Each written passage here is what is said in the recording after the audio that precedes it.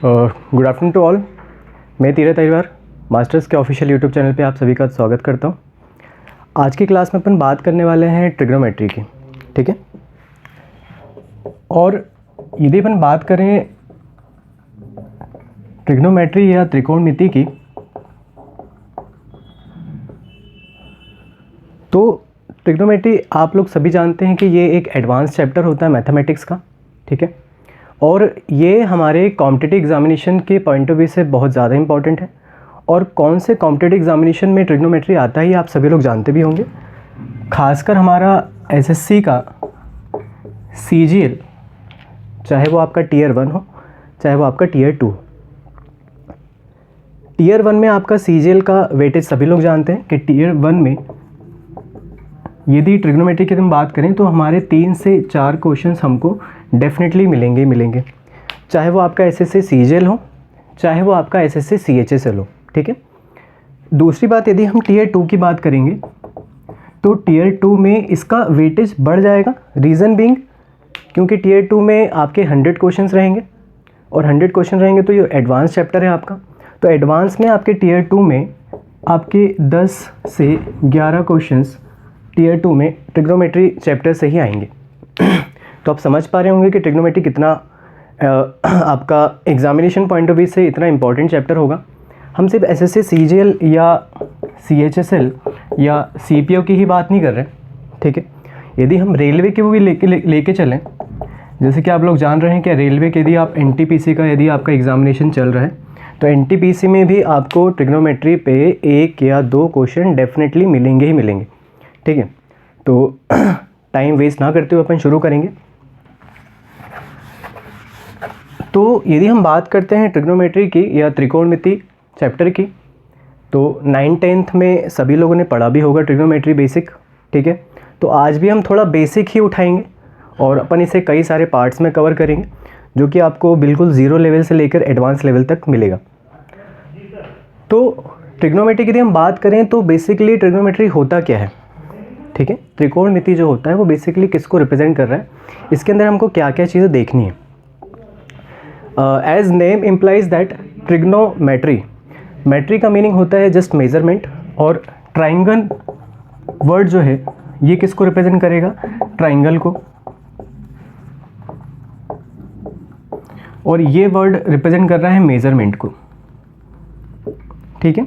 तो यदि हम नाम पर जाएं तो नाम हमें ये सजेस्ट कर रहा है कि हम ट्राइंगल का मेज़रमेंट की बात कर रहे हैं, और हम सिर्फ ट्राइंगल का ही मेज़रमेंट की बात नहीं कर रहे। यदि आप ये जानते होंगे कि ज्योमेट्री में या मेंसुरेशन में या ट्रिग्नोमेट्री में यदि एडवांस लेवल में बात करते हैं तो ट्राइंगल हमारा एक फंडामेंटल फिगर होता है। ट्राइंगल हमारा एक फंडामेंटल फिगर होता है, ठीक है। हम इसको ही आधार मान के कई सारे पॉलीगन की ही बात करते हैं। यदि मैं बोलूं कि क्वाड्रिलेटरल का ओरिजिन क्या है तो भाई क्वाड्रिलेटरल का ओरिजिन मैं ट्राइंगल को ही मानूंगा। रीज़न बीइंग क्योंकि क्वाड्रिलेटरल में भी कहीं ना कहीं ट्राइंगल आएगा ही आएगा, ठीक है। तो हमारा जो ट्राइंगल होता है वो एक फंडामेंटल फिगर होता है। क्वाड्रिलेटरल पढ़ें, पेंटागन पढ़ें, हेक्सागन पढ़ें, हेप्टागन पढ़ें या इवन आप पॉलीगन भी पढ़ें तो उसमें भी कहीं ना कहीं आपको ट्राइंगल देखने को डेफिनेटली मिलेगा, ठीक है। तो हम ट्राइंगल का ही मेज़रमेंट की बात कर रहे हैं। अच्छा, मेज़रमेंट की यदि बात करें, मापन की यदि बात करें तो मेज़रमेंट हम क्या क्या कर सकते हैं ट्राइंगल का। First of all side, second angle, third perimeter, fourth area, circum radius, in radius, perpendicular, median, perpendicular bisector and etcetera, ठीक है। यदि हम ट्राइंगल के मेज़रमेंट की बात करें तो ट्राइंगल का मेज़रमेंट से मैं ये समझता हूँ कि भाई ट्राइंगल का मेज़रमेंट में मैं साइड का मेज़रमेंट कर सकता हूँ, साइड को मेज़र कर सकता हूँ, ठीक है। दूसरी चीज़ मैं उसका एंगल मेज़र कर सकता हूँ, ठीक है। साइड मतलब आप लोग जान ही रहे होंगे कि भुजा होता है, ठीक है। एंगल मतलब आपका कोण, पेरीमीटर मतलब उसका परिमाप या परिमिति, एरिया मतलब उसका क्षेत्रफल, सर्कम रेडियस मतलब परित्रिज्या, इन रेडियस मतलब अंतः त्रिज्या, perpendicular, length of perpendicular, median की लेंथ, परपेंडिकुलर बाइसेक्टर की लेंथ। यदि अपन ज्योमेट्री में डिस्कस कर चुके हैं ये सारी चीज़ें, तो ज्योमेट्री में ये सारे टर्म्स का कहीं ना कहीं और मेंसुरेशन में भी ये काम की होती हैं, तो कहीं ना कहीं इन टर्म्स को भी हम मेज़रमेंट कर सकते हैं, या इनकी लेंथ निकालने के लिए भी हमको कहीं ना कहीं ट्रिग्नोमेट्री की हेल्प लगेगी। ठीक है, इसलिए हमने ट्राइंगल का, ट्रिग्नोमेट्री के मीनिंग ही समझ रहे हैं कि ट्राइंगल का मेज़रमेंट। तो फिलहाल यदि हम बात करें स्टार्टिंग से, तो भाई साइड का मेज़रमेंट तो मैं यहाँ पर डिस्कस बिल्कुल भी नहीं करूँगा। ठीक है, फ़िलहाल अभी, क्योंकि साइड का मेज़रमेंट जनरली हम लोग जानते हैं कि हम साइड को जो मेज़र करते हैं उसके यूनिट्स क्या क्या होती हैं, वो फिज़िकल क्वांटिटी चैप्टर के अंदर आ जाता है। उसका मेज़रमेंट के लिए हमको उसकी यूनिट्स पता होनी चाहिए। हम उसको मीटर में माप रहे हैं, सेंटीमीटर में मापना चाह रहे हैं, किलोमीटर में मापना चाह रहे हैं, डेसीमीटर में, तो ये कई सारी यूनिट्स होती हैं। ठीक है, और वहाँ पर भी यदि आप फिज़िकल क्वांटिटी पढ़ते हैं तो वहाँ पे कई यूनिट्स होती हैं। ठीक है, और साथ ही साथ क्या होती है, उसके कोई सिस्टम होते हैं। यदि आप साइड्स का मेज़रमेंट यदि आपने फिज़िकल क्वांटिटी में पढ़ा होगा, तो आपने उसमें देखा होगा कि जब हम मेज़रमेंट करते हैं तो वहाँ पे हम एसआई सिस्टम की बात करते हैं, सीजीएस सिस्टम की बात करते हैं, एमके सिस्टम की बात करते हैं, तो उसी तरह एंगल का भी मेज़रमेंट होता है। तो हम आज की क्लास में बात करेंगे एंगल मेज़रमेंट की। पेरीमीटर से, एरिया से रिलेटेड हम आगे बात करेंगे। आज हम बात करेंगे एंगल मेज़रमेंट की। ठीक है, और यदि ट्रिग्नोमेट्री का दूसरा तरीके से यदि हम इसको सोचें, तो ट्रिग्नोमेट्री में बेसिकली हम रिलेशनशिप ही इस्टेब्लिश करते हैं। किस किस के बीच में? साइड्स एंड एंगल्स के बीच में। ठीक है, तो साइड्स और एंगल्स के रिलेशनशिप की स्टडी को ही ट्रिग्नोमेट्री कहा जाता है। किसी त्रिभुज की भुजाओं और उसके कोणों के बीच के अध्ययन को क्या कहा जाता है? त्रिकोणमिति। हम इसको इस तरह से भी देख सकते हैं। तो आज हम बात करने वाले हैं एंगल मेज़रमेंट की। एंगल मेज़रमेंट, कोण का मापन। तो जैसे मैंने भी आपसे कहा कि यदि हम साइड को मेज़रमेंट करते हैं तो उसको हमें कहीं ना कहीं मीटर लगेगा, सेंटीमीटर, किलोमीटर या डेसीमीटर, कई सारी यूनिट्स होती हैं। तो उसको कैलकुलेट करने के लिए भी हमारे पास कई सिस्टम निर्धारण किए गए हैं। यदि हम उसकी पद्धति की बात करते हैं तो ये पद्धति अपन फिज़िक्स में या फिज़िकल क्वांटिटी के चैप्टर में पढ़ते भी हैं, जैसे सीजे सिस्टम हुआ, एमके सिस्टम हुआ, एसआई सिस्टम हुआ। तो इसी तरह एंगल को भी मापने के यूनिट्स होंगे कहीं ना कहीं, और यदि यूनिट्स होंगी तो वो कहीं ना कहीं किसी सिस्टम से भी निकल कर आया होगा। और वो सिस्टम क्या क्या होते हैं? वो सिस्टम हमारे दो होते हैं, वो पद्धति हमारी दो होती हैं। पहली पद्धति आपकी रहेगी सेक्साजेसिमल सिस्टम, जिसे हम कहते हैं षष्टिक पद्धति, और दूसरा होता है हमारा एंगुलर सिस्टम या फिर सर्कुलर सिस्टम, जिसे हम कहते हैं वृत्तीय पद्धति या फिर कोणीय पद्धति। तो आज हम दो सिस्टम्स के बारे में बात करने वाले हैं। ठीक है, तो एंगल का जो मेज़रमेंट होगा वो हम दो प्रकार से करेंगे। ठीक है, और वो जो दो प्रकार हैं वो हम जानते भी हैं, सभी लोग इससे फैमिलियर भी होंगे। एक होता है आपका डिग्री और दूसरा होता है आपका क्या? रेडियन। ठीक है, योगा अंश, वो इसको हिंदी में भी रेडियन ही कहा जाता है। ठीक है, तो ये दो सिस्टम मैंने यहाँ पर लिख दिए हैं। ये जो सिस्टम्स हैं, जो पद्धतियाँ हैं, वो दो पद्धतियाँ यहाँ पर जो सबसे इम्पॉर्टेंट भी है और ये हम इससे ज़्यादा फैमिलियर भी रहते हैं और यही ज़्यादा यूज़ भी करते हैं। तो सेक्साजेसिमल सिस्टम है षष्टिक पद्धति जिसे कहते हैं, और दूसरा है आपका एंगुलर सिस्टम या सर्कुलर सिस्टम। क्लियर है? तो हम इन दोनों सिस्टम के ही बारे में आज बात करने वाले हैं। ठीक है, तो ये सभी लोग जानते हैं कि एंगल को जो हम मेज़र करते हैं वो दो प्रकार से करते हैं। एक होता है आपका डिग्री और दूसरा जो होता है आपका क्या होता है? रेडियन होता है। क्लियर है? तो ये हमारे पास दो सिस्टम है, सेक्साजेसिमल सिस्टम और एक है आपका क्या? एंगुलर या सर्कुलर सिस्टम। क्लियर है यहाँ पर? तो यदि हम बात करें इन दोनों सिस्टम की, तो हम इसको इंडिविजुअल थोड़ा सा हम सेपरेटली इसको डिस्कस करने वाले हैं।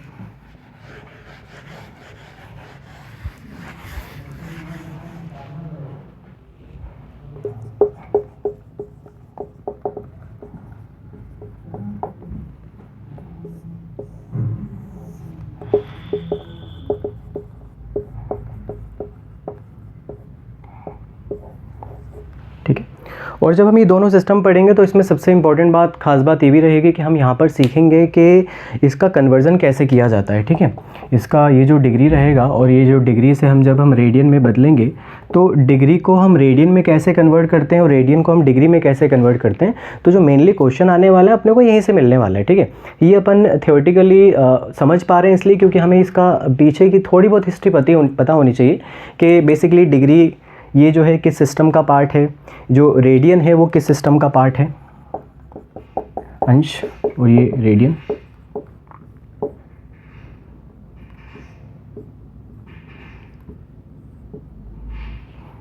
ठीक है। ये तो हम यहाँ पे ये समझना होगा कि हम जब डिग्री लिखेंगे किसी एंगल को, यदि हम डिग्री को रिप्रेजेंट करते हैं तो डिग्री से हम रेडियन में कैसे जाएंगे और हम रेडियन से डिग्री में कैसे जाएंगे, ये भी हम चीज़ यहाँ पर देखने वाले हैं, ठीक है। तो जो दो हमारे सिस्टम हैं वो दोनों हम सिस्टम को समझने वाले हैं अब, ठीक है।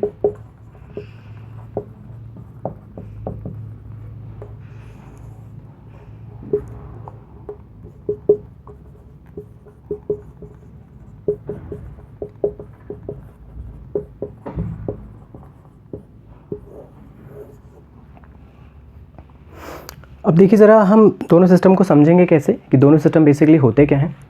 ये हमारा क्या है, हेक्साडेसिमल सिस्टम, षष्टिक पद्धति। अब इस पद्धति में हम करते क्या हैं, ज़रा ध्यान से देखिएगा। हम हेक्साडेसिमल सिस्टम में हमारे पास एक समकोण होता है और उस समकोण को हम 90 बराबर भागों में बांटते हैं। तो इसका मतलब आप थोड़ा बहुत समझ ही पा रहे होंगे कि हम कहाँ बात कर रहे हैं, किस प्रकार के कोण की बात कर रहे हैं। तो यस, हम यहाँ बात कर रहे हैं डिग्री की, हम यहाँ बात कर रहे हैं डिग्री की। तो डिग्री जो है वो कौन से सिस्टम का पार्ट है ये आप समझ पा रहे होंगे। डिग्री जो है वो हमने हेक्साडेसिमल सिस्टम से लिया है और सर्कुलर या एंगुलर सिस्टम से हम क्या ले लेते हैं, रेडियन लेते हैं, ठीक है। तो ये दो सिस्टम आपको पता होने चाहिए और ये जो डिग्री और रेडियन आया वो कौन से सिस्टम का पार्ट है वो आपको पता होना चाहिए, ठीक है। तो डिग्री बेसिकली हुआ कैसे और इसको किस प्रकार से मेज़र करते हैं ये सब पता होना चाहिए आपको। तो हमने क्या कहा कि एक हमारे पास राइट एंगल था और उस राइट एंगल को हमने 90 इक्वल पार्ट्स में डिवाइड किया और जब हम उसको 90 इक्वल पार्ट्स में डिवाइड करेंगे तो उसका जो हर एक भाग होगा, क्योंकि आप जानते भी हैं कि एक जो समकोण होता है उसमें 90 डिग्री होता है, ठीक है। अब 90 डिग्री को यदि आप 90 इक्वल पार्ट्स में बांट देंगे तो उसका जो ईच पार्ट होगा वो ईच पार्ट वो क्या कहलाएगा आपका क्या कहलाएगा, एक डिग्री कहलाएगा, एक अंश कहलाएगा, एक डिग्री कहलाएगा या एक अंश कहलाएगा। अच्छा, नोटेशन भी इंपॉर्टेंट है। डिग्री को जो हम रिप्रेजेंट करते हैं इस तरीके से रिप्रेजेंट करते हैं, ऊपर सुपर स्क्रिप्ट में आपको थोड़ा सा एक छोटा सा नोट लगाना पड़ेगा, 0। तो ये डिग्री को रिप्रेजेंट किया। अब इसी तरह जब हम एक डिग्री को 60 इक्वल पार्ट्स में डिवाइड करेंगे तो उसका जो एक पार्ट होगा, जो उसका एक भाग होगा, वो एक भाग आपका क्या बन जाएगा, एक मिनट बन जाएगा या एक कला कहलाएगा। और इसको हम रिप्रेजेंट करते हैं 1 डैश लगा के, ऊपर की तरफ हम एक डैश लगा देते हैं और ये रिप्रेजेंट करता है मिनट को, ठीक है। ये किसको रिप्रेजेंट करेगा, ये मिनट को रिप्रेजेंट करेगा, ठीक है। समझ पा रहे होंगे आप कि एक समकोण था हमारे पास, हमने उसको 90 बराबर भागों में बांटा, उसका जो एक भाग कहलाया वो एक डिग्री कहलाया। फिर उसी तरह हमने एक डिग्री को सब्सिक्वेंटली हमने उसे 60 इक्वल पार्ट्स में डिवाइड किया और उसका जो एक भाग है वो आपका एक मिनट कहला रहा है। फिर इसी तरह एक मिनट को यदि आप 60 इक्वल पार्ट्स में डिवाइड करोगे तो उसका जो एक भाग होगा वो एक भाग आपका एक सेकंड कहलाएगा या एक विकला। हिंदी में ज़्यादा ध्यान मत दीजिएगा, ठीक है, नोटेशन बस मैं बता दे रहा हूँ। और इसको हम रिप्रेजेंट करते हैं उसके ऊपर डबल डैश लगाकर, क्लियर है। तो एग्जैक्टली होता क्या है कि अभी तक आपने शायद जितने भी एंगल्स का फिनोमेना देखा होगा उसमें जनरली हम डिग्री तक ही कंसिडर करते हैं या डिग्री तक ही हमने डील किया होगा। हम मिनट सेकंड तक बहुत ही कम डेली लाइफ में भी यूज़ कर पाते हैं। तो अपने जनरली एंगल जो देखा होगा वो डिग्री तक ही देखा होगा, ठीक है। लेकिन एग्जैक्टली यदि हम बात करें, हम डिग्री में भी रिप्रेजेंट करते हैं, मिनट में भी, और सेकंड तक भी एंगल को लेकर जाते हैं, ठीक है। यदि मैंने बोला कि 30.5 डिग्री, तो 30.5 डिग्री का मतलब यहाँ पे ये पूरा का पूरा जो पार्ट है ये पूरा डिग्री में लिखा हुआ है। अभी हमने इसको मिनट में रिप्रेजेंट नहीं किया, वो हमको बोलेगा कि इसको आप डिग्री के साथ साथ मिनट में भी रिप्रेजेंट करिए तो उसको हम कन्वर्ट कैसे करेंगे, क्लियर है? तो ये हम आगे डिस्कस करेंगे। तो ये मैं बस बताना चाह रहा हूँ कि जब हम किसी एंगल को लिखते हैं तो प्रिसाइजली हम उसको डिग्री के साथ साथ सेकंड और मिनट तक भी लिख सकते हैं। कैसे? 30 degree 30 minute 20 second. For example 30 degree 30 minute और 20 सेकेंड, ये मैंने एक एंगल को लिख दिया, प्रिसाइजली लिखा हुआ है मैंने, मिनट और सेकंड तक लेकर गया है, ठीक है? तो यहाँ पर मैं बस ये बताना चाह रहा हूँ कि सेक्साडेसिमल सिस्टम में हम एंगल को डिग्री में मेज़र करेंगे और डिग्री को भी हम प्रिसाइजली कहाँ तक लेके जा सकते हैं वो हम बात करने वाले हैं, क्योंकि इस पर क्वेश्चन आता भी है। यदि आप एसएससी दोगे तो सीजीएल में डेफिनेटली कहीं ना कहीं किसी शिफ्ट में वो क्वेश्चन आ सकता है। अभी थोड़ी सी कम हो गई इसकी रोटेशन, थोड़ा सा कम हो गया, कम इसके क्वेश्चंस आते हैं आजकल। तो ये फिनोमेना आपको समझना है और इस फिनोमेना को समझने के लिए सबसे सिंपल सा एग्जांपल मैं आपको दे रहा हूँ जहाँ पर आपको कभी डाउट नहीं होगा। वो सबसे सिंपल सा एग्जांपल है आपका क्लॉक का, आपकी घड़ी का। तो आपको कभी क्या होगा कि कन्फ्यूज़न नहीं होगा और आप इसमें आराम से ईजिली समझ पाएंगे। आप एक घड़ी को इमेजिन कर सकते होंगे, उस घड़ी में हम किन किन कांटों की बात करते हैं या किन किन हम उसमें सुइयों की बात करते हैं, ये आपको पता भी होगा, या उसमें जो यूनिट्स होती हैं वो क्या क्या होती हैं। एक आपका आर वाला एंड होगा, फिर आपका एक मिनट एंड होता है, फिर एक आपका सेकंड एंड होता है, ठीक है? तो ये सभी लोग जानते हैं कि उसमें 3 सुइयाँ होती हैं, 3 कांटे होते हैं। वो कौन कौन सा होता है? एक घंटे वाली सुई होगी, एक मिनट वाली सुई होगी और एक आपकी सेकंड वाली सुई होगी, ठीक है? तो बस इसको ही आप लेके चलें और इससे ही आप इसको रिलेट करें, और इससे आप रिलेट करेंगे तो आप बिल्कुल क्लियर हैं, आपका कॉन्सेप्ट क्लियर रहेगा, आप कभी कंफ्यूज नहीं होंगे, ठीक है? क्योंकि इसमें कन्वर्जन करने के लिए आएगा भी, डिग्री से सेकंड, सेकंड से मिनट, मिनट से सेकंड, सेकंड से डिग्री, तो उसमें ज़्यादा कन्फ्यूज़न बिल्कुल भी नहीं होना चाहिए। क्यों नहीं होना चाहिए? क्योंकि हम क्लॉक का सिस्टम जानते हैं। हम क्लॉक में जानते हैं कि हमारा जो सबसे बड़ा जो यूनिट होता है वो आर होता है, ठीक है? और उसके बाद क्या होगा? मिनट, और मिनट के बाद क्या होता है? सेकेंड। तो बेसिकली हम ये जानते हैं कि सबसे बड़ी यूनिट यदि हमारी आर होती है, फिर मिनट होगा और फिर क्या होगा? सेकेंड, ठीक है? और यदि मैं आपसे बोलूं कि मुझे आर से मिनट में जाना है, मिनट से सेकंड में जाना है, या फिर सेकंड से मिनट में जाना है और मिनट से मुझे आर में जाना है, या वाइस वर्सा, तो ये सभी लोग जानते हैं कि आर से यदि मुझे मिनट में जाना है, मिनट से मुझे यदि सेकंड में जाना है, तो मुझे किस मल्टीप्लिकेशन फैक्टर का इस्तेमाल करना पड़ेगा। और वो मल्टीप्लिकेशन फैक्टर सभी लोग जानते हैं, दैट इज़ 60, दैट इज़ 60, ठीक है?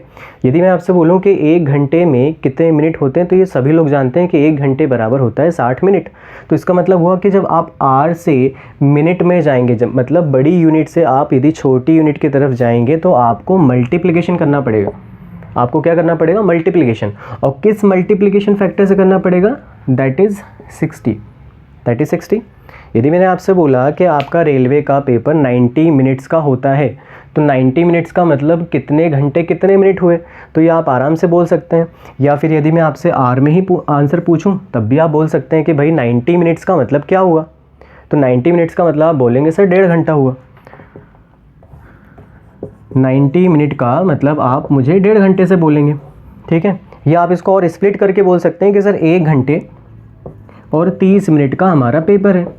तो जो चीज़ आपको 90 मिनट्स में दिखाई दे रही थी, आपने उसको स्प्लिट कर लिया और वो इजीली स्प्लिट कर दिया। आपने ज़्यादा दिमाग भी नहीं लगाया होगा, ज़्यादा जोर नहीं देना पड़ा होगा, क्योंकि ये बेसिक चीज़ें सभी लोग जानते भी हैं कि भाई मिनट को यदि आर में कन्वर्ट करेंगे, इसका मतलब जब आप छोटी यूनिट से बड़ी यूनिट की तरफ जाएंगे तो आपको डिवाइड करना पड़ेगा, और वो मल्टीप्लिकेशन फैक्टर आप जानते हैं 60, तो आप 60 से क्या करेंगे? डिवाइड करेंगे। क्लियर है ये चीज़? आर से मिनट, मिनट से सेकंड, बड़ी यूनिट से छोटी यूनिट की तरफ जाएंगे, मल्टीप्लिकेशन करेंगे 60 से, छोटी यूनिट से बड़ी यूनिट की तरफ आएंगे, डिवाइड करेंगे 60 से। क्लियर है? तो 90 मिनट था, तो 90 मिनट को यदि आप आर में जाना चाह रहे थे तो आपने 60 से डिवाइड कर दिया, और जैसे आप 60 से डिवाइड करेंगे you will get 1.5 in are, ठीक है? तो 90 मिनट्स इक्वल टू 1.5 आर, या फिर 60 + 30, क्योंकि 60 मिनट 1 घंटे को रिप्रेजेंट कर रहा है, तो 1 घंटा 30 मिनट मेरा 90 मिनट्स का स्प्लिट आउट हो गया। ये चीज़ क्लियर हुई, ठीक है? तो अब मैंने तो यहाँ पर अपन डिग्री की बात कर रहे हैं, तो हम मिनट सेकंड तक तो ठीक है, क्योंकि यहाँ भी मिनट आ रहा है, सेकंड यहाँ पर भी आ रहा है, लेकिन हम डिग्री चाह रहे हैं। तो ये जो आर है, बस वहाँ आर की जगह आप क्या कर लीजिए? डिग्री को याद रखिए। आप किसको याद रखिए? वहाँ पर डिग्री को याद रखिए। आपका कन्फ्यूज़न बिल्कुल भी नहीं रहेगा, ठीक है। तो जहाँ आर था वहाँ आपने डिग्री को सेट कर दिया, तो डिग्री आ गया, इसका मतलब डिग्री से मिनट, देन मिनट से सेकंड, या सेकंड से मिनट, देन मिनट से क्या, डिग्री। तो ये कन्वर्जन सभी लोग को पता होना चाहिए कि डिग्री से मिनट और मिनट से सेकंड तक जाने में हमें क्या करना पड़ेगा, और सेकंड से मिनट और मिनट से डिग्री तक आने में हमें क्या करना पड़ेगा। मल्टीप्लिकेशन फैक्टर 60 बिल्कुल ध्यान रखना है, तो आपको कभी कन्फ्यूज़न नहीं होगा, ठीक है। तो ये हमारा पहला सिस्टम था, और जो पहला सिस्टम था उसका नाम मैंने आपको बता दिया, सेक्साडेसिमल सिस्टम, ठीक है। अभी इस पे अपन क्वेश्चंस करेंगे, जब अपन कन्वर्जन की बात करेंगे degree to radian, radian to degree, वहाँ पर हम डेफिनेटली इस पे क्वेश्चंस करने वाले हैं, ठीक है।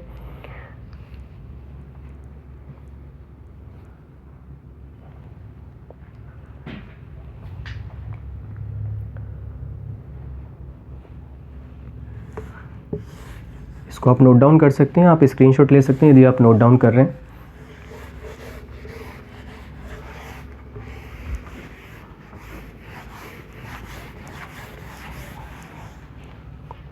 तो ये हमारा पहला सिस्टम था, और ये पहला सिस्टम बहुत ही क्लियर एंड क्रिस्टल था। आपको बिल्कुल दिमाग में क्लियर रखना है चीज़ें कि भाई सेक्साडेसिमल सिस्टम में हम डिग्री कंसिडर करते हैं, और डिग्री से मिनट और मिनट से सेकंड को हम कैसे कन्वर्ट करेंगे, या उसका रिवर्स में हम जाएंगे तो क्या हमें यूज़ करना पड़ेगा, ठीक है। इस पर अपन क्वेश्चंस करेंगे जब हम कन्वर्जन की बात करेंगे। दूसरा सिस्टम और थोड़ा सा ब्रीफली देख लेते हैं कि दूसरा सिस्टम जो है वो किसको रिप्रेजेंट करेगा और क्या रिप्रेजेंट करेगा, उसमें क्या क्या चीज़ें रहने वाली हैं। ये जो दूसरा सिस्टम है ये कहलाता है आपका वृत्तीय या कोणीय पद्धति, वृत्तीय या कोणीय पद्धति, ठीक है। और इसके अंदर हम रेडियन को डिस्कस करते हैं, रेडियन को डिस्कस करते हैं। रेडियन मतलब समझ लीजिए ये कांस्टेंट है, ठीक है, ये कांस्टेंट है, कांस्टेंट नंबर है ये एक, बस इसको आप इस तरीके से समझिएगा। इसके अंदर होता क्या है, सिस्टम किससे बना होगा, कैसे हम किसको हम रेडियन कहते हैं, क्या बना होगा। जैसे भी आपने ऊपर डिग्री को देखा तो हम नाम से समझ में आ रहा है सर्कुलर या एंगुलर, तो हम कहीं ना कहीं एक सर्कल ले लेते हैं। यहाँ पर ये सर्कल आपको दिख रहा होगा, ये सर्कल का सेंटर है, और हमने इस सर्कल पर कहीं पर 2 पॉइंट लिए, ठीक है, और उस 2 पॉइंट से हमने एक आर्क बना दी। ये जो ए बी है ये लेंथ ऑफ आर्क है, चाप की लंबाई को दर्शा रहा है। हम जनरली चाप को ऊपर इस तरीके से रिप्रेजेंट करते हैं, जैसे हम यदि ए बी लिख देते हैं बार लगा के, तो ये एक्चुअली ये लेंथ को रिप्रेजेंट करता है। तो इसी तरह ये आर्क को रिप्रेजेंट कर रहा है। जैसे हम एंगल के आगे इस तरीके से सिंबल यूज़ करते हैं, तो ये सिंबल नोटेशन होते हैं जनरली कि ये यदि हम लिखें उसको उस प्रकार से, तो वो हमें समझ में आ जाए कि वो किसको रिप्रेजेंट कर रहा है ना। तो ये लेंथ ऑफ आर्क हो गई है, ठीक है। तो हमने क्या किया, एक सर्कल के सरकमफेरेंस पर, उसकी परिधि पर हमने 2 बिंदु लिए, उस 2 बिंदुओं से हमने सर्कल के सेंटर पर इस तरीके से उसको रोटेट किया कि उनके बीच का ये जो इंक्लिनेशन आया, ये इंक्लिनेशन आपका क्या है, थीटा, ये एंगल आपका क्या है, थीटा, ठीक है, से थीटा। तो ये जो ए बी आर्क था, इस ए बी आर्क से आपने सर्कल के सेंटर पर एक एंगल सबटेंड किया है, ठीक है। और वो जो एंगल सबटेंड किया है उस एंगल को हम थीटा नाम दे रहे हैं, और वो जो थीटा है वो रेडियन कहलाता है, क्लियर है। और ये यदि सर्कल की रेडियस थी, और ये यदि मैं इसको एल से रिप्रेजेंट करूं, तो इन तीनों के बीच में कहीं ना कहीं एक रिलेशनशिप इस्टेब्लिश हो जाएगा, और वो रिलेशनशिप आगे कई जगह काम भी आता है। एल बराबर आर इंटू थीटा, ठीक है। जो लेंथ ऑफ आर्क होती है, वो जो लेंथ ऑफ आर्क रहेगी वो उस सर्कल की रेडियस थीटा के प्रोडक्ट के ही क्या होगी, बराबर होगी, ठीक है। ये जो लेंथ ऑफ आर्क रहेगी वो आपके आर इंटू थीटा के ही क्या हो जाएगी, बराबर होगी। अब ये जो लेंथ ऑफ आर्क है, लेकिन यहाँ पे ध्यान रखना कि यहाँ पे ये जो थीटा है वो कांस्टेंट है, मतलब वो रेडियन को रिप्रेजेंट कर रहा है। वो क्या है, कांस्टेंट है, वो रेडियन को रिप्रेजेंट कर रहा है। तो यहाँ पे जब हम एल बराबर आर इंटू थीटा लिखते हैं, तो ये ध्यान रखिएगा कि जब हम एल बराबर आर इंटू थीटा लिखते हैं, तो यहाँ पे जो थीटा होता है वो किस में कंसिडर किया जाएगा, वो किस में कंसिडर किया जाएगा, किस में कंसिडर किया जाएगा, रेडियन में कंसिडर किया जाएगा, क्लियर है, ठीक है। तो यहाँ पे इस सिस्टम के अंदर हम जब एंगल को रिप्रेजेंट करेंगे तो वो जो एंगल होगा वो किस में कहलाएगा, रेडियन में कहलाएगा। वो किस में कहलाएगा, आपका एंगल रेडियन में कहलाता है। बेसिकली आपको याद रखना है। क्लियर है ये चीज़ आपको, ये सभी लोगों को क्लियर होनी चाहिए, ठीक है। यहाँ पे कोई भी डाउट बिल्कुल नहीं होना चाहिए कि भाई हमको डिग्री कब लेना है, हमको रेडियन कब लेना है, ठीक है। तो यहाँ पर हमने थीटा को इसके ऊपर ऐसे सी से रिप्रेजेंट कर दिया है। तो ये सी से आप समझ पाएंगे कि जो सी है वो क्या है, बेसिकली किसको रिप्रेजेंट कर रहा है। तो सी जनरली समझ लो कि कॉन्स्टेंट है, हम इसको रेडियन में लेके चल रहे हैं। ये कांस्टेंट है, बेसिकली किसको रिप्रेजेंट कर रहा है, ये रेडियन को रिप्रेजेंट कर रहा होगा, ठीक। तो ये आपका दो सिस्टम आपने देख लिए, ठीक है। अब ये जो L बराबर R इंटू थीटा है, ये भी कहीं ना कहीं कई सारे रिलेशनशिप को इस्टेब्लिश करेगा। ये आपका कई सारे रिलेशनशिप को भी इस्टेब्लिश करेगा और इस पर भी कई सारे आपके क्वेश्चंस फ्रेम भी होंगे। ये क्लियर है। अच्छा, दूसरी चीज़ ये है यहाँ पर कि ये जो रिलेशनशिप है L बराबर थीटा इंटू आर या R इंटू थीटा, ठीक है, इसमें हमने थीटा को रेडियन में कंसिडर किया है। इसमें हमने थीटा को किस में कंसिडर किया है, रेडियन में कंसिडर किया है। अब जनरली जब इस पे क्वेश्चंस आते हैं तो वो क्वेश्चंस में हमको थीटा जो है जनरली या तो हमको डिग्री में दिया जाता है, या हमको थीटा यदि निकालने के लिए बोलेगा तो हमको theta most of the time degree में ही पूछा भी जाता है निकालने के लिए। तो ये ध्यान रखना है कि यदि मैं इस वाले फॉर्मूले का इस्तेमाल करूँ, यदि फॉर्मूले का इस्तेमाल करूँ तो इसका मतलब तो ये हो गया कि मुझे यहाँ पे थीटा रेडियन में मिलेगा। रेडियन का मतलब है एक नंबर, कांस्टेंट नंबर है। इसको आप ऐसे समझो, आप खुद ही देखो कि थीटा बराबर यदि मैं L बाय R लिखूँगा तो ये सोचो आप, ये क्या होगा, ये क्या रिप्रेजेंट कर रहा है। लेंथ जो होती है वो लेंथ किस में हम मेज़र करते हैं, मीटर में, सेंटीमीटर में, किलोमीटर में या डेसीमीटर में। रेडियस भी किस में होगी, मीटर में, सेंटीमीटर में, किलोमीटर या डेसीमीटर में। जब दोनों की यूनिट सेम है, तो जब यूनिट से यूनिट कैंसिल हो जाएगी तो एक कांस्टेंट नंबर ही निकल कर आएगा। जब कांस्टेंट नंबर निकल के आएगा, इसलिए जो थीटा है इसको हम रेडियन बोल रहे हैं, या उसके ऊपर हमने सी लगा दिया है जो कि कांस्टेंट को रिप्रेजेंट कर रहा है। क्लियर, ये चीज़ समझ में आ रही होगी शायद आपको कि मैंने यहाँ पे जो थीटा है हमने रेडियन ही क्यों लिया होगा, या ये जो रिलेशनशिप है ये किसको रिप्रेजेंट कर रहा है, ठीक है। तो L बराबर थीटा इंटू जब हम R लिखते हैं, और इसको हम प्रूफ भी कर सकते हैं कि जो लेंथ ऑफ आर्क रहेगी वो मीटर, सेंटीमीटर, किलोमीटर या डेसीमीटर में रहेगी, और रेडियस की भी यूनिट कहीं ना कहीं उसी सेम यूनिट में रहेगी। और जब आप यूनिट से यूनिट कैंसिल हो जाएगी तो डेफिनेटली एक नंबर ही तो निकल के आएगा, कांस्टेंट, डायमेंशनलेस। तो इसलिए हमने थीटा को यहाँ पर रेडियन कहा है। ये चीज़ समझ में आ रही होगी आपको, रिलेशनशिप मैंने आपको बता ही दिया। अब यहाँ से एक चीज़ और हम समझ सकते हैं कि इनके बीच में क्या क्या संबंध स्थापित हो सकता है। इन तीनों टर्म्स के बीच में हम किस तरीके से डायरेक्टली प्रोपोर्शनल या इन्वर्सली प्रोपोर्शनल का साइन यूज़ कर सकते हैं, ये भी थोड़ा सा समझने की कोशिश करिएगा आप।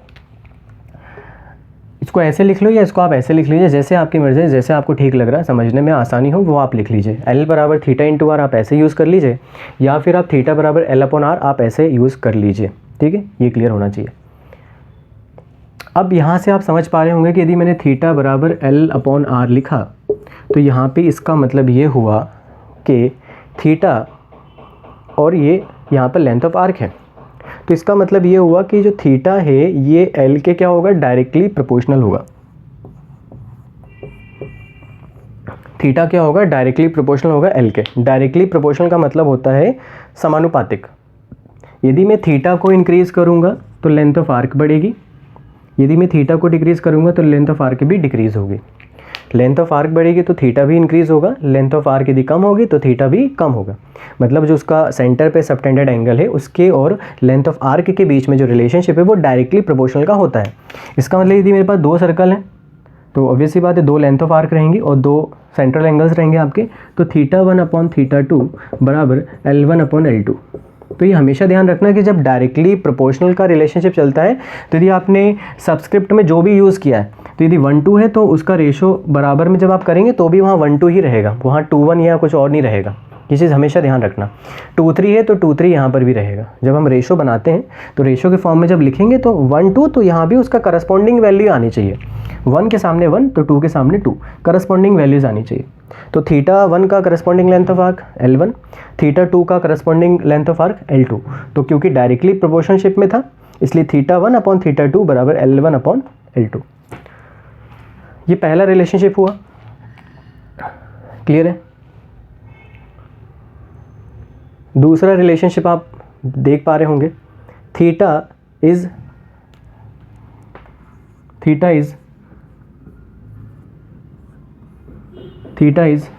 Inversely proportional to radius of circle. मतलब जो सबटेंडेड एंगल होगा वो उस सर्कल की रेडियस के क्या होगा, इन्वर्सली प्रोपोर्शनल में रहेगा, मतलब विद क्रमानुपात में चलेगा। मतलब theta is inversely proportional to radius of circle. उस वृत्त की त्रिज्या के ये विद क्रमानुपात में चलेगा या प्रतिलोम रहेगा। तो इसका मतलब ये हुआ कि मेरा जो रिलेशनशिप बनेगा वो θ1/θ2 बराबर R2/R1 रहेगा। अच्छा, एक चीज़ और ध्यान रखना कि जब हम रेशो में कोई चीज़ लिखते हैं तो रेशो में उसका यूनिट मैटर नहीं करेगा कि नहीं करेगा, बशर्ते जब आप दो वैल्यूज़ का जब आप कंपेयर करें तो हम सेम काइंड में ही कंपेयर करेंगे। ऐसा नहीं कि ये एंगल यदि डिग्री में है तो ये एंगल आपने रेडियन में लेके चला है, नहीं। जब आप कंपेयर करें तो भाई यदि ये डिग्री में तो ये भी डेफिनेटली डिग्री में ही लेना पड़ेगा, यदि ये रेडियन है तो ये भी रेडियन में ही लेना पड़ेगा। तो जब हम रेशो में बात करते हैं तो रेशो हमेशा कंपेयरिंग क्वांटिटीज़ हमेशा सेम काइंड का या सेम यूनिट का ही लिया जाता है। तो इससे बिल्कुल परेशान मत होना कि सर एक डिग्री में क्या एक रेडियन में होगा, बिल्कुल भी नहीं। जब हम रेशो लिखते हैं मतलब कंपेयरिंग क्वांटिटीज़, और कंपेयरिंग क्वांटिटीज़ का मतलब ही होता है कि जब हम सेम काइंड या सेम यूनिट को लेके चलते हैं। तो जब हम रेशो लिखें तो दोनों या तो डिग्री में हो या दोनों रेडियन में हो, दोनों या तो डिग्री में हो दोनों या तो रेडियन में हो। ये यदि मीटर में है तो ये भी मीटर में ही होना चाहिए या आएगा निकल के वो। यदि ये सेंटीमीटर में तो ये भी सेंटीमीटर में होगा, किलोमीटर में तो ये भी किलोमीटर में ही होगा।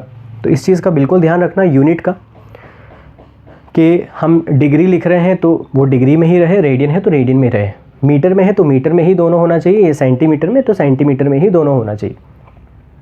तो ये दो रिलेशनशिप आपको दिख रहे होंगे। एक बार आपने थीटा का एल के साथ रिलेशनशिप लिया, ठीक है, और एक बार आपने थीटा का आर के साथ रिलेशनशिप लिया। तो जब हम रिलेशनशिप लेते हैं तो कहीं ना कहीं किसी एक चीज़ को हमको कांस्टेंट मानना पड़ता है। यदि मैंने थीटा को एल के साथ यदि क्या लिया, रिलेशनशिप बनाया, तो इसका डेफिनेटली मीनिंग ये था कि R should be constant, R should be constant. भाई यदि सर्कल दो वृत्तों की यदि त्रिज्या समान थी, और जब त्रिज्या समान थी तो ऑब्वियस सी बात है कि मैं कंपैरिजन किस किस के बीच में करूँगा, मतलब थीटा और एल दोनों डिफरेंट रहे होंगे, तो मैं थीटा का कहीं ना कहीं कंपैरिजन किससे करूँगा, एल से करूँगा। तो मेरा रेडियस कांस्टेंट था तो थीटा का रिलेशनशिप एल से डायरेक्टली प्रोपोर्शनल। जब मैंने थीटा का रिलेशनशिप आर से रिप्रेजेंट किया तो डेफिनेटली मेरा जो एल रहा होगा वो क्या रहा होगा, कांस्टेंट। मतलब जो मेरी लेंथ ऑफ आर्क रही होगी वो कांस्टेंट ही रही होगी। तो इसका मतलब थीटा का रेडियस से रिलेशनशिप क्या हो जाएगा, इनवर्सली प्रोपोर्शनशिप में चलेगा। अब एक बार आप खुद ही सोचो कि हमने दो रिलेशनशिप लिखे अभी, जिसमें एक बार रेडियस कांस्टेंट था, एक बार एल कांस्टेंट था, तो डेफिनेटली क्या हम थीटा को कांस्टेंट नहीं कर सकते। और जैसे ही हम थीटा को कांस्टेंट करेंगे, यहाँ समझ नहीं आ रहा हो तो आप यहाँ भी देख सकते हैं, थीटा कांस्टेंट हो गया, दोनों बराबर हो गए। दोनों बराबर होने का मतलब यहाँ पर यही है कि एल का और आर का जो रिलेशनशिप चलेगा वो भी डायरेक्टली प्रोपोर्शनलशिप में चलता है। या आप इसको ऐसे समझ लो कि 9th क्लास में सभी ने साइंस पढ़ी होगी, 10th क्लास में भी साइंस सभी ने पढ़ी होगी, फिजिक्स केमिस्ट्री। तो वहाँ पर हम कहीं ना कहीं बॉयल्स का लॉ पढ़ते थे, चार्ल्स का लॉ पढ़ते थे, ठीक है। तो यहाँ पे भी हम पी बी बराबर एनआरटी लिखते थे। कभी पी वी कांस्टेंट हो जाता था, कभी आर टी कांस्टेंट हो जाता था, कभी वी टी कांस्टेंट होता था। तो समझ में आ रही होंगी वो सब चीज़ें, वो आपने पढ़ी हैं। बिल्कुल सेम रिलेशनशिप यहाँ पे ध्यान रखिए, एल बराबर थीटा इंटू आर। जब एल बराबर थीटा इंटू आर तो तीन रिलेशनशिप आएंगे, radius constant, theta L directly relationship, length of R constant, theta R inversely proportional, theta constant तो एल और आर भी डायरेक्टली प्रोपोर्शनशिप में चलेंगे। मतलब L1/L2 बराबर R1/R2। मैंने बोल दिया कि डायरेक्टली में 1/2 तो 1/2 करस्पॉन्डिंग सेम आएगा, 1/2 तो जस्ट उल्टा हो जाएगा। थीटा वन के सामने दूसरे सर्कल की रेडियस, थीटा 2 दूसरे सर्कल का एंगल है तो पहले सर्कल की रेडियस उसके सामने आ जाएगी। तो ये तीन रिलेशनशिप ध्यान रखना है आपको। और वो रिलेशनशिप कहाँ से आया, उसका ओरिजिन जो है वो ये है, एल बराबर थीटा इंटू आर, एल बराबर थीटा इंटू आर। इसका आप लोग ध्यान रखें, ठीक है। तो ये बेहद इंपॉर्टेंट कॉन्सेप्ट है, इस पर क्वेश्चन आए चाहे ना आए, ठीक है। जब अपन कोई चीज़ डिस्कस करते हैं, पढ़ रहे हैं, तो हम उसकी सारी पॉसिबिलिटीज़ को ही कवर करते हुए चलते हैं कि ज़रूरी थोड़ी ना है कि भाई साइन कॉस 10 में ही क्वेश्चन आएगा क्या हमेशा। हो सकता है कि इस पर एक आध क्वेश्चन बना दी तो हम वहाँ फंस ना जाएँ, ठीक है। तो हम कोई भी चीज़ पढ़ते हैं तो हम उसकी सारी पॉसिबिलिटीज़ को लेके पढ़ें, तो हो सकता है कि हमारा कभी डाउट कभी किसी चीज़ में आएगा नहीं, ठीक है। तो इसलिए अपन स्टार्टिंग से ही अपन ने एंगल मेज़रमेंट को तवज्जो दिया और अपने दोनों सिस्टम पढ़े कि डिग्री कहाँ से आया, रेडियन कहाँ से आया, रेडियन में क्या क्या चीज़ें हैं वो आप अभी देख पा रहे होंगे, ठीक है। इसका आप स्क्रीनशॉट ले सकते हैं या फिर इसे नोट डाउन कर सकते हैं। 3 स्टेटमेंट लिखे हैं, जहाँ पे बॉक्स बना हुआ है वहाँ पे वो चीज़ें कांस्टेंट है और उनके बीच का ये रिलेशनशिप मैंने मेंशन किया हुआ है। तो क्वेश्चंस हम फाइनली एक साथ ही करेंगे, ठीक है। जब क्वेश्चंस होंगे तो हम उसको पहले कॉन्सेप्ट पे ध्यान दिया करिए। आप कभी भी कोई भी चीज़ पढ़ रहे हैं तो पहले आप कॉन्सेप्ट सीख लीजिए, भाई उसके पीछे क्या है, उसके पीछे की जो हिस्ट्री इन्वेंट्री है वो है क्या। वो यदि आपने पढ़ ली, समझ ली, तो आपको क्वेश्चंस बनाने में आसानी हो जाएगी, क्योंकि वो चीज़ आपके लिए फैमिलियर हो जाएगा। अच्छा, ये चीज़ यहाँ से आनी थी, ये चीज़ यहाँ से आनी थी, ये चीज़ यहाँ से आनी थी, ठीक है। तो हमने दोनों सिस्टम पढ़ लिए, दोनों सिस्टम हमने देख भी लिए कि क्या क्या उसमें होता है। अब हम बात करेंगे डिग्री का रेडियन में कन्वर्जन।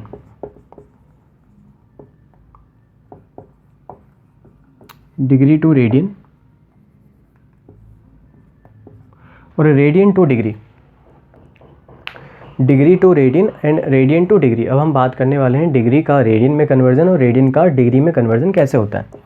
अंश को मैं रेडियन में कैसे बदलूं और रेडियन को मैं डिग्री में कैसे बदलूं, ठीक है। अभी हम इस पर चर्चा करने वाले हैं। अच्छा, एक चीज़ आप ये समझ चुके हैं कि डिग्री जो है सिर्फ अकेला डिग्री नहीं रहेगा, उसके साथ साथ डिग्री भी है, मिनट भी है और क्या सेकंड भी है। कन्वर्जन मैंने आपको बता दिया कि उसको कन्वर्ट कैसे करेंगे, डिग्री मिनट सेकंड को 60 का फैक्टर लेके। बड़ी यूनिट से छोटी यूनिट की तरफ जाएंगे, मल्टीप्लिकेशन करेंगे 60 का, छोटी यूनिट से बड़ी यूनिट की तरफ आएंगे तो डिवाइड करेंगे 60 का, तो वो तो डिग्री का आपस में हो गया। अब हम बात करने वाले रेडियन का, कि जो रेडियन होता है वो कितना डिग्री होता है, या जो डिग्री होगा वो कितना रेडियन होगा। तो इसको आप ऐसे समझिए कि मैंने आपको ये बता दिया कि रेडियन मतलब कांस्टेंट और डिग्री मतलब क्या, इस तरीके से ऊपर आपको सब्सक्रिप्ट में दिखाई देगा। रेडियन मतलब कांस्टेंट एक नंबर और डिग्री मतलब कहीं ना कहीं उसके ऊपर आपको एक ऐसा छोटा सा ये पॉइंट दिखाई देगा। क्लियर है? तो अब ज़रा यहाँ पे ध्यान से समझना है कि आपने टर्म देखा होगा पाई, ठीक है। पाई आप जानते होंगे शायद कि पाई जो होता है वो कितना होता है और इसकी जो वैल्यू होती है वो क्या होती है, या इसकी जो डेफिनेशन होती है वो डेफिनेशन क्या होती है। शायद कई लोग जानते भी होंगे कि पाई जो है वो क्या है बेसिकली, और पाई जो है वो उसका वैल्यू कितना होता है, डेसिमल में या फ्रैक्शन में। तो ठीक है, पाई का एग्जैक्ट यदि डेफिनेशन की बात करें, पाई की यदि आप एग्जैक्ट डेफिनेशन की बात करें तो वो डेफिनेशन क्या होती है, किसी सर्कल का सरकमफेरेंस का उसके डायमीटर से रेशो, किसी वृत्त की परिधि का उसके व्यास से जो अनुपात होता है उसको पाई कहा गया है। पाई की जो परिभाषा है वो क्या दी गई है, किसी वृत्त की परिधि का किसी वृत्त के व्यास से जो अनुपात होगा उसको हम क्या बोलते हैं, पाई। और ये बिल्कुल वेल अंडरस्टूड भी है, इट इज़ टर्मिनेबल। देखो जरा, आप 2πr लिखा है और यहाँ पे 2d लिख दो। आप देखो 2πr लिखा है, यहाँ पे आप 2d लिख दो। 2r मतलब 2r यहाँ पर मतलब सॉरी डायमीटर मतलब d है, डायमीटर मतलब यहाँ पे d, ठीक है। तो ये 2r मतलब d हुआ, तो ये कैंसिल हो जाएगा, तो क्या बचेगा, पाई ही बचेगा डेफिनेटली, ठीक है। तो आप इसको आराम से कन्वर्ट भी कर पा रहे हैं, ठीक है, समझ पा रहे होंगे। और पाई एक इरेशनल नंबर होता है, एक अपरिमेय संख्या होती है और जिसका वैल्यू जो होता है वो 22/7 या फिर 3.141596 एंड सो, ठीक है। ये कभी ख़त्म नहीं होता है, इसलिए हम इसे इरेशनल नंबर कहते हैं। इरेशनल नंबर की कैटेगरी जो होगी वो आप समझ पा रहे होंगे कि उसमें 2 कैटेगरी होती हैं, टर्मिनेबल और नॉन टर्मिनेबल वाला, ठीक है। हम उस पर भी जान ही रहे हैं। तो आप बस ये ध्यान रखो कि पाई जो होता है वो 22/7 होता है और इसका जो डेसिमल वैल्यू होता है वो 3.141596 एंड सो ऑन। तो आप 3.14 तक ध्यान रखिए बस, ठीक है, आगे आपको ज़्यादा ध्यान नहीं देना। तो मैंने क्यों बताया यहाँ पे पाई, इसका यूज़ कहाँ पर होगा, तो आप ये समझ जाएँ यहाँ पे कि कन्वर्जन में आपको करना क्या पड़ेगा। यदि मैं डिग्री से रेडियन में जाऊँ और रेडियन से यदि मैं डिग्री में जाऊँ तो मुझे क्या करना होगा, ठीक है।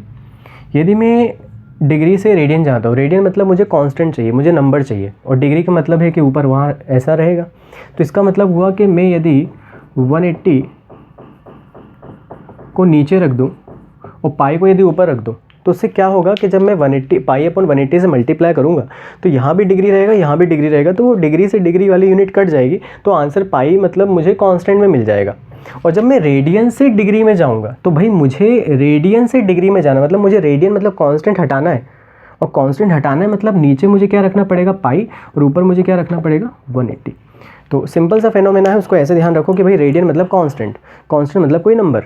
तो यदि मुझे रेडियन से डिग्री में जाना है तो मुझे कांस्टेंट को हटाना है, कांस्टेंट मतलब पाई, पाई मतलब 22/7, मुझे हटाना है नंबर को, तो नीचे पाई रख दीजिए, ऊपर डिग्री वाला पोर्शन रख दीजिए। और डिग्री से यदि रेडियन में जाना है तो आप कांस्टेंट की तरफ जा रहे हैं, मतलब आपको नंबर चाहिए, नंबर मतलब पाई मतलब 22/7, तो ऊपर पाई रखिए, नीचे 180 रखिए, तो आप आराम से कन्वर्जन कर पाएंगे। ये छोटा सा कन्वर्जन का रिलेशनशिप मैंने आपको बताया है, और अगली क्लास में अपन इसको पूरा डिटेल में देखेंगे क्योंकि अभी टाइम लगेगा।